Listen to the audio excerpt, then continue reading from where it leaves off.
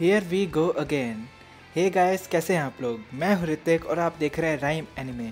So today finally we are back to JoJo's Bizarre Adventure. आज हम review करने जा रहे हैं JoJo's Bizarre Adventure part 3 Stardust Crusaders, जिसमें कि एनिमे का सीजन 2 और सीजन 3 इंक्लूडेड है। तो बिना कोई देरी किए हम इस वीडियो को शुरू करते हैं। स्टारडस्ट क्रूसेडर्स जोजो सीरीज़ का थर्ड पार्ट है और एज द ट्रेंड सजेस्ट इसमें भी काफ़ी ज़्यादा चेंजेस किए जाते हैं पिछले पार्ट से। हमारे पास एक नया मेन कैरेक्टर है और एक पूरी नई स्टोरी है उसके फॉलो करने के लिए। इस बार हम फॉलो कर रहे हैं जोटारो कुजो को, जो कि जोसेफ जोस्टार का ग्रैंडसन है। पार्ट 3 की स्टोरी पे आते हुए सरप्राइजिंगली डियो वापस आ चुका है और ड्यू टू सर्टेन सर्कमस्टांसेस जो कि मैं स्पॉइल नहीं करना चाहता, डियो को 50 दिन के अंदर हराया जाना ज़रूरी है। तो जोटारो और जोसेफ अपने एक छोटे से ग्रुप को लेके इजिप्ट के लिए निकल पड़ते हैं ताकि वो फाइनली डियो को ख़त्म कर सकें। तो फ्रॉम वेरी स्टार्ट हमें जो एंड गेम है वो बिल्कुल क्लियर होती है। हमें पता है कि हम एंड पे अपने ग्रुप को डियो से फाइट करते देखेंगे और डियो को हारते हुए देखेंगे। लेकिन जो चीज़ इंपॉर्टेंट है वो इसका एंड नहीं बल्कि इसका पूरा एडवेंचर है, जहाँ पर सीरीज़ का सारा फन है वो लाई करता है। एक बहुत ही मैसिव रीज़न जिसके करके जो बहुत ही ज़्यादा पॉपुलर है और आज तक इतना बढ़िया चल रहा है वो ये कि जो इसका ऑथर है वो चेंजेस करने से डरता नहीं है। कई बार हमें बहुत ही सारे मैसिव चेंजेस देखने को मिलते हैं विद इन द पार्ट्स, इसीलिए जो हर एक पार्ट है वो एक नए एक्सपीरियंस की तरह होता है हर बार। लेकिन सबसे ज़्यादा जो सिग्निफिकेंट चेंज है वो इस पार्ट में किया गया था और वो था स्टैंड्स का इंट्रोडक्शन, और ये इस सीरीज़ के लिए बहुत ही ज़्यादा ब्रिलियंटली वर्क किया। स्टैंड्स जो हैं वो हार्मोन के पावर सिस्टम से कई गुना ज़्यादा बेहतर थे, क्योंकि स्टैंड्स जो थे वो एक तरह से वेसल की तरह काम करते थे, बहुत ही न्यू और क्रिएटिव पावर्स ऐड करने के लिए। कि जो फाइट्स थी वो बहुत ही ज़्यादा इंटरेस्टिंग और अपीलिंग बनी रहती थी। पार्ट 3 में जो स्टार्टिंग के स्टैंड्स थे वो तो बहुत ही ज़्यादा सिंपलिस्टिक थे, जैसे कि कोई स्टैंड बहुत ही हार्ड और फास्ट पंच कर सकता है, कोई फायर कंट्रोल कर सकता है, किसी के पास रेपियर सॉर्ड है। लेकिन जैसे जैसे सीरीज़ आगे प्रोग्रेस हुई, जो स्टैंड्स थे वो बहुत ही ज़्यादा कॉम्प्लिकेटेड और साथ ही साथ बहुत ही ज़्यादा डेंजरस भी होते गए। स्टोरी में किया गया एक चेंज जो कि मुझे बिल्कुल पसंद नहीं आया वो था इसका स्टोरी टेलिंग स्ट्रक्चर, क्योंकि पार्ट 3 से ये एक मॉन्स्टर ऑफ अ वीक के फॉर्मूले में बदल गया। क्योंकि हर एक एपिसोड में हमारे हीरोज़ कोई ना कोई प्रॉब्लम फेस करते थे जो कि किसी न किसी स्टैंड यूज़र की तरफ से होती थी, जिसे कि डियो ने भेजा होता था, और उसके बाद हमें उस स्टैंड यूज़र के स्टैंड की वीकनेस फाइंड करके उसे हराना होता था। फिर हमें अगले पे जाते थे और फिर से पूरा साइकिल रिपीट होता था। तो उस चक्कर में ये एक पुराना power ranger type of formula लगने लगा। लेकिन मैं ये नहीं कह रहा कि इसका अपना कोई बेनिफिट नहीं था। अगर आपको किसी शो में बढ़िया फाइट्स चाहिए तो आप हैरान हो जाएंगे ये देख के कि ये शो आपको कितने डिफरेंट तरीके की फाइट्स दिखा सकता है। हर एक एपिसोड का स्ट्रक्चर सेम था, लेकिन उसकी जो फाइट्स थी वो इंसेनली डिफरेंट थी एक दूसरे से, और इसीलिए इसमें हमें कुछ बहुत ही ज़्यादा मज़ेदार और मेमोरेबल फाइट्स देखने को मिलती हैं। मेरी इस पार्ट में जो फेवरेट फाइट्स हैं वो एक्चुअल में टेक्निकली फ़ाइट्स भी नहीं हैं।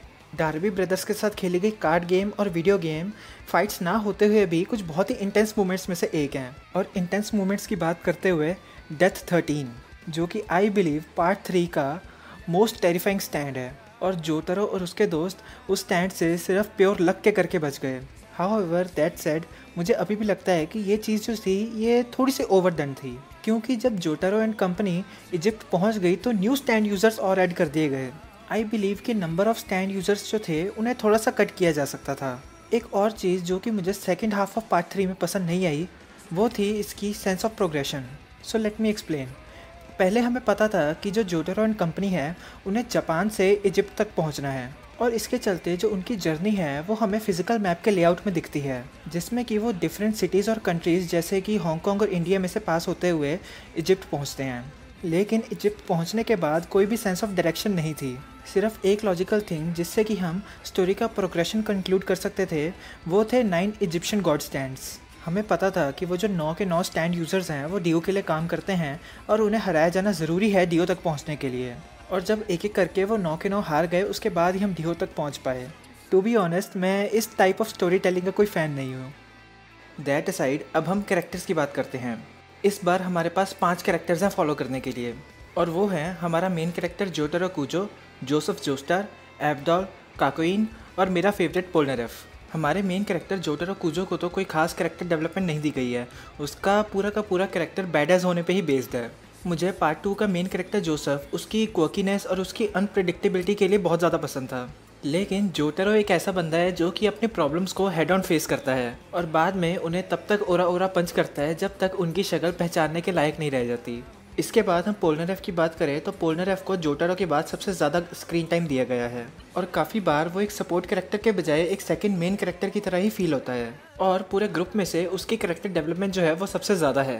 मस्ट से कि जो पोलनारेफ है वो बहुत ही ज़्यादा फन और इंटरेस्टिंग कैरेक्टर है। वो एक इंस्टेंस पे तो बिल्कुल ही कॉमेडिक हो सकता है, सेकंड पे बहुत ही ज़्यादा सीरियस हो सकता है, थर्ड पे बिल्कुल कंफ्यूज्ड हो सकता है, लेकिन फोर्थ पे बिल्कुल बॉस हो सकता है। इसके बाद जो काकोइन और एवडॉल हैं, हालांकि उनके जो कैरेक्टर हैं वो ग्रुप के डायनामिक के साथ बहुत ही अच्छे से काम करते हैं, लेकिन मैं फिर भी मानूंगा कि वो कुछ हद तक थोड़े अंडर डेवलप्ड और अंडर यूज्ड कैरेक्टर्स हैं। काकोइन को तो फिर भी कुछ बढ़िया मूवमेंट्स और फाइट्स दी गई हैं, लेकिन एवडॉल को नहीं। बल्कि ये सीरीज़ देखते हुए मुझे लग रहा था कि राइटर को खुद नहीं पता था कि वो एवडॉल के कैरेक्टर के साथ करना क्या चाहता है। इसके बाद हम आते हैं पार्ट 2 के रिटर्निंग कैरेक्टर जोसेफ जोस्टार पे। जोसेफ का कैरेक्टर जो था वो पार्ट 2 की जान था और मेरे लिए आज भी जो पार्ट 2 वाला जोसेफ है वो सभी में से बेस्ट जोजो है। लेकिन पार्ट 3 में जो जोसेफ का कैरेक्टर है वो बहुत ही ज़्यादा अंडरवेलमिंग है, क्योंकि इस पार्ट में उसका पूरा का पूरा रोल ही चेंज कर दिया गया।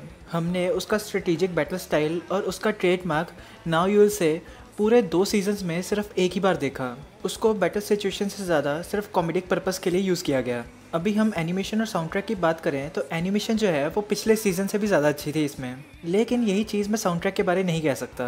अगर मैं सीज़न 1 के साउंड ट्रैक की बात करूं तो हमें उसमें कुछ बहुत ही आइकॉनिक ओपनिंग जैसे कि सोनो चीनो सादा में और आइकॉनिक एंडिंग जैसे कि राउंड अबाउट मिले थे, और साथ ही साथ कुछ बहुत ही यूनिक और मेमोरेबल OSTs भी थे जैसे कि पिलरमैन थीम। और पार्ट 3 के दोनों सीजन्स में जो साउंड ट्रैक था वो मेरे हिसाब से उसने काम तो ठीक किया, लेकिन किसी भी तरह से सीज़न 1 जैसा मेमोरेबल नहीं था। अगर मैं अपने कुछ फाइनल थॉट्स की बात करूं तो मेरे हिसाब से आपको ये सीरीज़ ज़रूर देखनी चाहिए, जस्ट बिकॉज इट्स जोजो। अगर आप स्टोरी और लॉजिक के बारे कुछ बहुत ही ज़्यादा ना सोचो तो आपको एक बहुत ही फन एक्सपीरियंस मिलने वाला है ये एनिमे देखते हुए। और वैसे भी मुझे पार्ट 3 के साथ जो प्रॉब्लम्स रही हैं वो पार्ट 5 आते आते सभी सॉल्व हो ही जाएंगी, वैसे भी ये मेरी गारंटी है। हाउएवर मैं ज़रूर रिकमेंड करूँगा कि इससे पहले पार्ट 1 और 2 देख लिए जाएँ जो कि सीज़न 1 में हैं। और फाइनली ये वीडियो ख़त्म करने से पहले अगर आप मेरे साथ कनेक्ट करना चाहते हैं तो आप मुझे मेरे इंस्टा चैनल rd.senpai पे फॉलो कर सकते हैं, और साथ ही साथ आप अपने जो वीडियो टॉपिक्स हैं उनके सजेशंस भी लीव कर सकते हैं वहाँ पे।